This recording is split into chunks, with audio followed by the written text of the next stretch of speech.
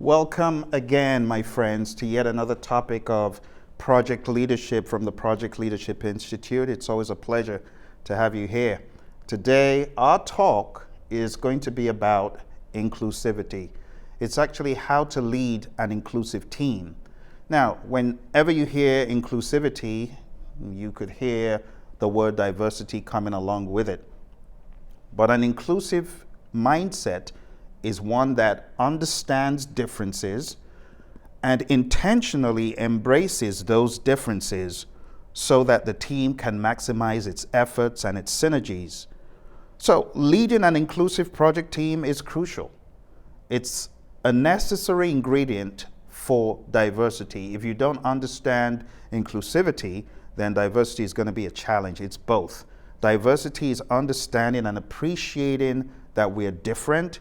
Inclusivity is the intentional inclusion, the intentional invitation of those diverse team members and giving everyone an equal place at the table to participate, to engage, and to contribute.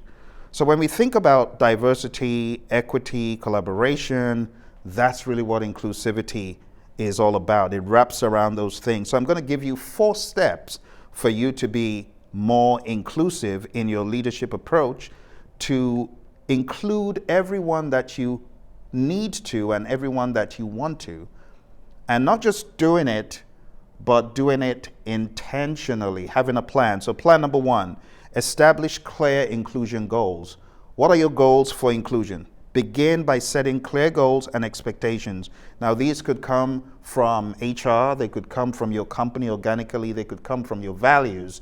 Some companies have targets of their inclusivity goals. But begin by setting clear goals and communicate these to all team members.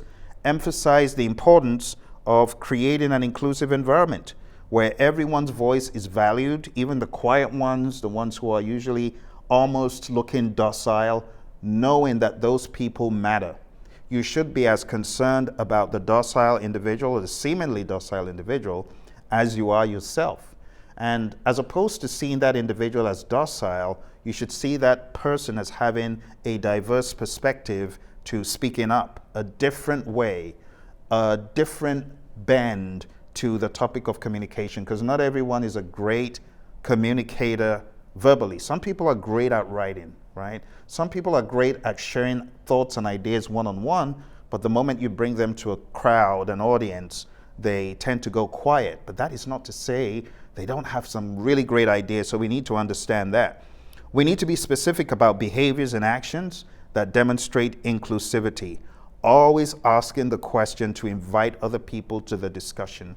Always preferring the other individual shows an attitude of inclusion. More importantly, if you don't go out of your way to be diverse in your employment, in your hiring, then you probably won't have the opportunity to be inclusive, because everyone's going to be the same and it's just going to be boring.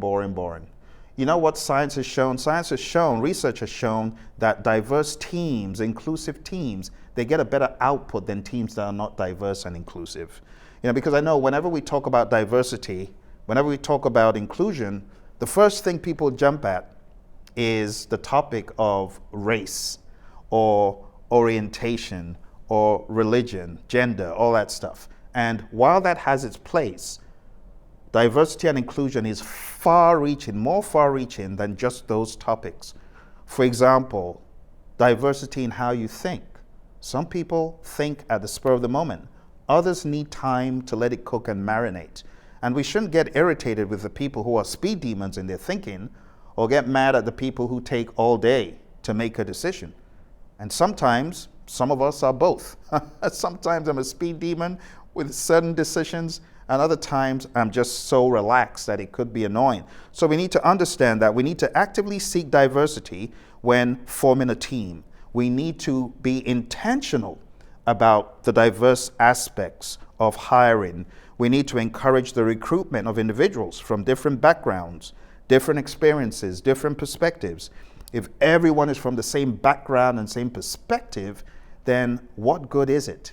when we're trying to think out of the box, everyone's going to be in that same proverbial box. We don't want that, right? We want to ensure that our team composition reflects a variety of demographics, including gender, race, age, and cultural backgrounds, and diversity in thinking, neurodiversity, neural approaches to diversity, how we think, how we see the world around us, how we react to the world around us. It shouldn't all be the same. How boring would that be?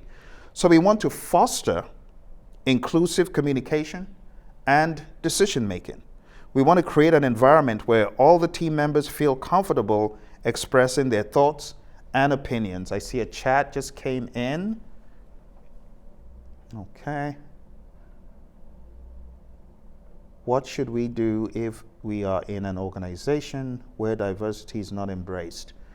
All right, I see that question. Well, that would be rather unfortunate. What I would encourage you to do is to begin to make a difference where you are. If diversity and inclusion is not being upheld in your company, they're in the dark ages, which is unfortunate. So I'd encourage you to build an awareness, have some discussions with your human resource management team, and ask them, what is your plan for diversity? What is your plan for inclusion? Actively listen to team members and validate their perspectives. So talking now about the team level, because at the organization level, you want to get the right people on the bus, but at the team level, you want to make sure that the team members are getting into the team, on the bus of the team, and putting them in the right seats. So when making decisions, involve the entire team in the process to ensure diverse viewpoints are considered and avoid favoritism, exclusionary behavior, and things like that. The final one I want to encourage you to do here is to provide inclusive training and education. Bear in mind that not everyone understands this whole, diversity and inclusion thing. A lot of people are just relegated to thinking, oh, it's race, or it's religion, or it's orientation. It's not that. It's all of that and then more, right? It's understanding we work differently, we think differently, we look different, we speak different. The way we process the information coming at us is different. The way we communicate based on the information coming in is different. The way we compose emails is different. The way we gravitate towards humor or not is different. The way we feel on different days is different. Even the way I feel on different days is different, and it's just me. So we need to understand that people are fluid, they're dynamic, they're adaptable under many circumstances. I'm not saying everyone is super agile or super malleable, but people are always changing. Someone could be a mouse in the office and a tiger at home, or a tiger in the office and a mouse at home. And we shouldn't bucketize people to the extent that we don't appreciate when they are different, because on some days you may get a different response than you bargained for out of someone. So part of appreciating diversity and inclusion is not expecting people to be the same way every single day for the rest of their lives, all right? So I've given you 4 things, my friends. Those of you at home, I appreciate it if you hit the like button, subscribe to the channel. For those of you who are watching on the Project Leadership Institute, so I've given you 4 things. Number 1, establish clear inclusion goals and expectations. Number 2, promote diversity in recruitment and team composition. Number 3, foster inclusive communication and decision making. And number 4, provide inclusive training and education. If you don't train your people, if you don't get them mindful in it, then they'll never be. All right, thank you very much. Don't forget to hit the like button. For those of you in the room, don't go. We're going to be moving to our next topic.